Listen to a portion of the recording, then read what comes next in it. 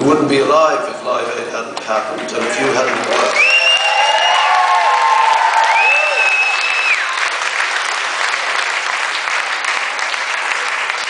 And it's a weird sort of thing, this sort of industry of aid deniers, because when I went back this time, it was so great to go back. And I don't want to bore you to death with this stuff, but when I go back, it's sort of like time-lapse photography. You know, when you see a flower blooming on the telly, you see it blooming in front of your eyes. How they do it is that they take a photograph every minute or something and then put it together and you see the thing blooming. That's what it's like when I go to Africa. I sort of felt it was getting better. I think things are getting better, but it's still a long way to go. And I went back 3 weeks ago, and I'm telling you, man, it's kicking off, and I never thought I'd get to see the day. So let me just put it in perspective so you know what we're talking about here. Out of the 10 fastest growing economies in the world, 7 of them are African. Now, even if people like Ian, who's a polemicist and stuff, I understand his thing, but even if those guys just keep insisting that this stuff doesn't work, not only does it work, but whether we like it or not, we're going to be forced to go there, because if you go to the supermarket tomorrow or whenever, you'll notice food prices going up, and that food inflation is going to impede our recovery.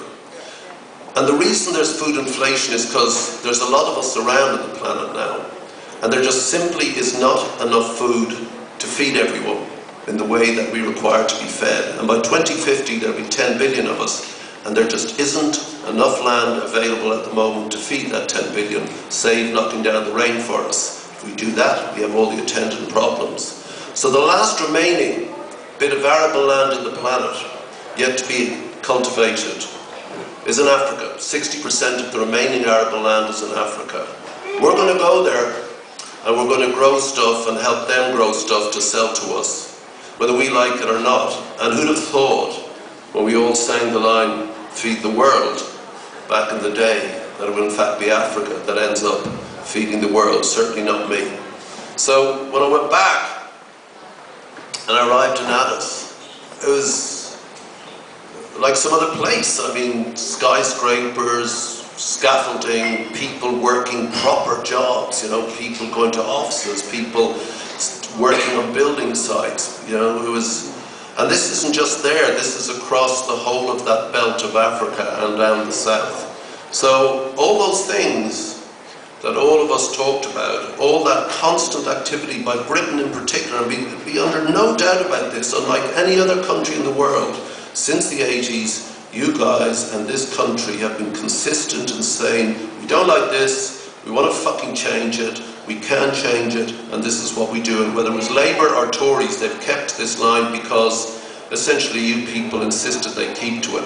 And it's paying off, because there's a queue of businessmen trying to get into this thing now, and the first of the queue are British guys, because as they said to me often, we remember who our friends were in the bad times. So I don't care what they say in the paper or the baleful Daily Mail. Whatever they say, this worked, and it worked because of you. So be under no illusion about that.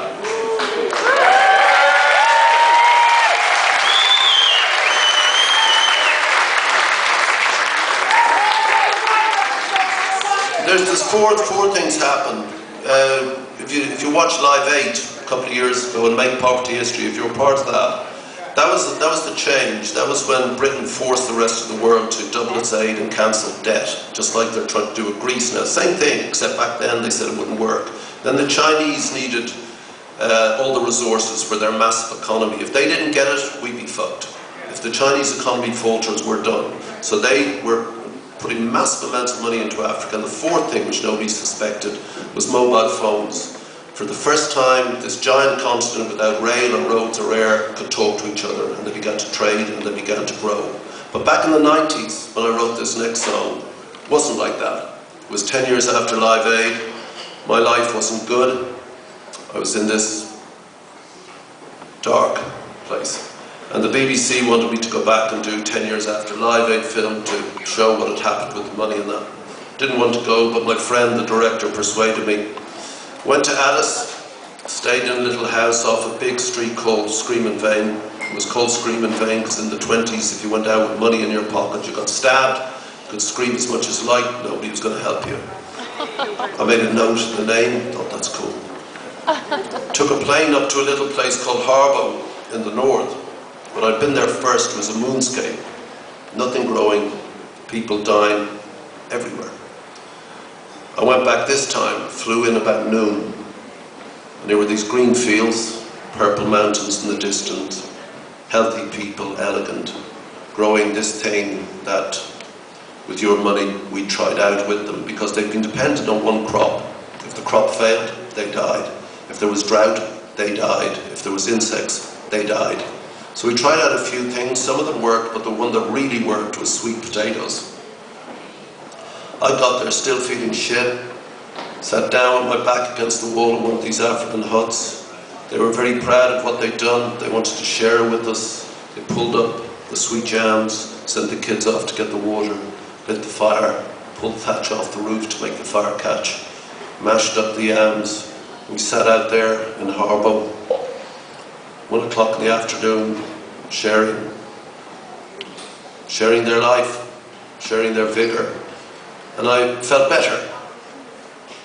You know that Leonard Cohen line, there's a crack in the world, that's how the light gets in. That's what it was like. So there was just a little bit of light which I sort of seized and held on to and prized open that tunnel. And it wasn't because I don't think my pathetic personal problems were in perspective to their lives. Nothing as obvious as that. I just felt better. A few months later, we're making the Sex Agent Death record. We've got this backing track. It's good. There's something going on. I don't know what it is. I try out different words, different lines, different ideas. That isn't it. What the fuck is it? Those of you who write music know, what is this thing? It's just nagging away at you and you can't get it. One day I pulled out this old notebook and saw that I'd written down sweet yams in the fields of Harbow. Made me feel better. And I started singing that and telling the story I've just told you now. And the song, the tune came together. And when I play it now, having just been there again, it's with a certain sense of satisfaction. One, that the tune worked, but also that the whole place is working really. So this is Scream in Vain.